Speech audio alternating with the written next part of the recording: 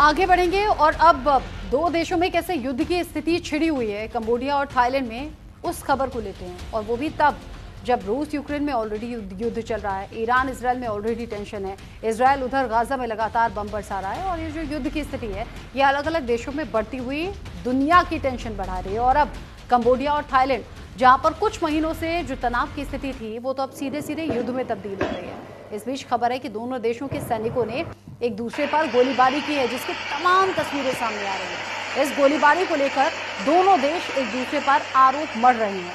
Thailand और Cambodia के बीच में गुरुवार को सीमा विवाद ने खतरनाक रूप ले लिया और दोनों ही देशों के सैनिकों ने एक दूसरे पर गोलीबारी की। कंबोडिया ने कहा है कि दोनों देशों के बीच में ताज़ा सीमा झड़पों में ये गोलीबारी हुई है, यानी कि जो सीमा विवाद है, जो बॉर्डर एरियाज पर झड़प है, उसकी वजह से हालात यहाँ तक पहुँच गए कि गोलियां बरसानी पड़ी है, बम बरस रहे हैं। और ये दोनों तरफ से हो रहा है, कोई एक तरफा नहीं है। दोनों ही देश अब एक दूसरे पर पहले गोलीबारी करने का आरोप भी लगा रहे हैं। कह रहे हैं कि उस तरफ से पहले गोलीबारी हुई तो हमने जवाब दिया है, फिर दूसरा कहता है कि वहां से पहले हुई तो हमने काउंटर अटैक किया है। थाईलैंड की सेना ने कहा कि कंबोडियाई सैनिकों ने खमेर मंदिर तामुएन थोम के नजदीक ही गोलीबारी की। इस इलाके में दोनों देशों के सैनिकों के बीच में हाल ही के हफ्तों में तनाव बढ़ा है, काफी बढ़ा है इनफैक्ट। हालांकि कंबोडिया ने, रक्षा मंत्रालय ने वहां पर कहा कि थाई सैनिकों ने पहले गोली चलाई, जिसके बाद में उसके सैनिकों ने अपनी आत्मरक्षा के लिए, यानी कि सेल्फ डिफेंस में ये जवाबी कार्रवाई की है, क्योंकि सामने से गोलियां आ रही थी। थाई सेना ने बताया कि कंबोडिया ने भारी हथियारों से लैस सैनिकों को तैनात करने से पहले क्षेत्र में एक निगरानी ड्रोन भेजा था। उन्होंने बताया कि गोलीबारी में कम से कम 2 थाई सैनिक जख्मी हो गए। सेना का कहना है कि कंबोडियाई गोलीबारी से कम 9 नागरिक मारे गए और 14 अन्य जख्मी हुए हैं। कंबोडियाई रॉकेट हमले से जुड़ी 2 अलग अलग घटनाओं में 4 नागरिकों के मारे जाने की खबर है। ये रॉकेट हमले गुरुवार सुबह 2 थाई प्रांतों में हुए। कंबोडिया से दागे गए BM-21 रॉकेटों के सुरीन प्रांत के कप चोएग जिले के एक गांव में गिरने से 2 लोगों की मौत भी हो गई।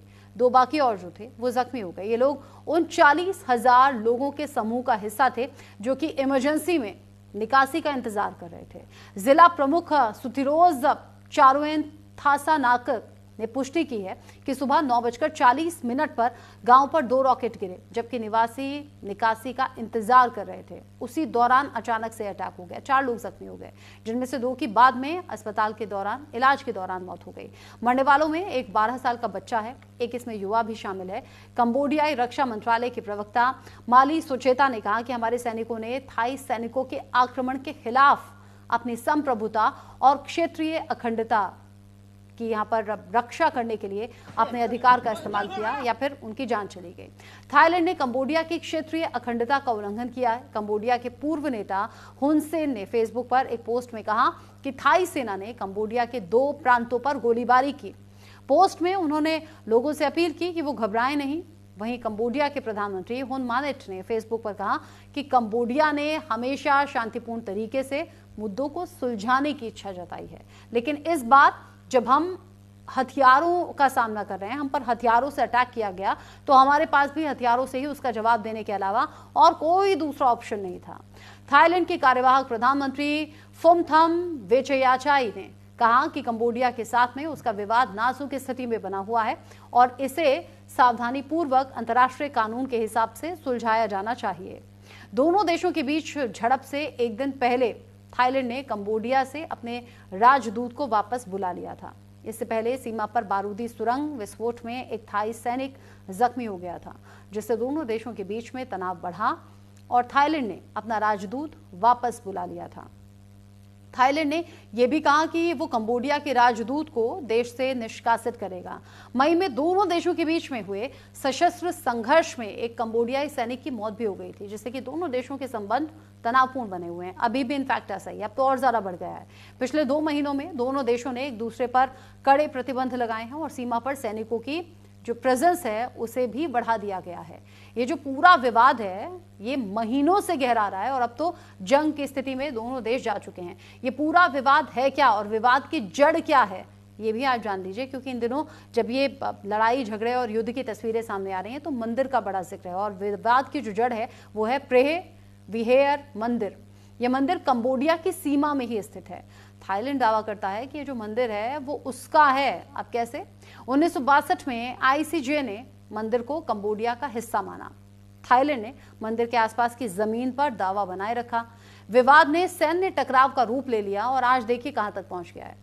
2008 से 11 के बीच में दोनों देशों की सेनाओं के बीच में झड़पें हुई, कई सैनिक मारे गए, सैकड़ों नागरिकों को वहां से हटाया गया। इसके बाद में संयुक्त राष्ट्र और एशियन ने शांति की अपील की।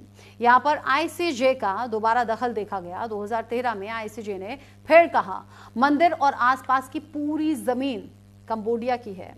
थाईलैंड को सेना हटानी पड़ी, लेकिन विवाद पूरी तरह से खत्म नहीं हुआ और अब देखिए विवाद कहां तक पहुंच गया है। बमबारी हो रही है, गोलीबारी हो रही है और नुकसान दोनों तरफ है। ये कहा भी जाता है जब भी दो देश युद्ध की स्थिति में आते हैं तो नुकसान दो तरफा होता है। इसमें एग्जाम्पल के तौर पर आप रूस यूक्रेन को भी देख सकते हैं और उधर ईरान इजराइल को देख सकते हैं।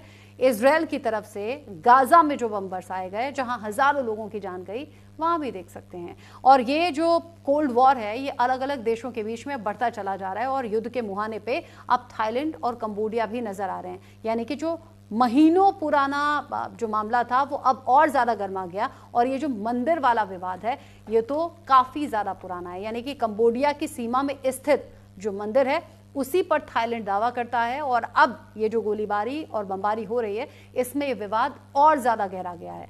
अब जो वॉर एक्सपर्ट हैं वो ये भी कह रहे हैं कि थाईलैंड और कंबोडिया अगला वो युद्ध का मुहाना हो सकते हैं जिसमें दो देश आपस में भिड़ते हैं लेकिन बाकी देश प्रभावित होते हैं। और फिर वॉर एक्सपर्ट कहते हैं कि कहीं हम तीसरे विश्व युद्ध के मुहाने पर तो नहीं खड़े हैं।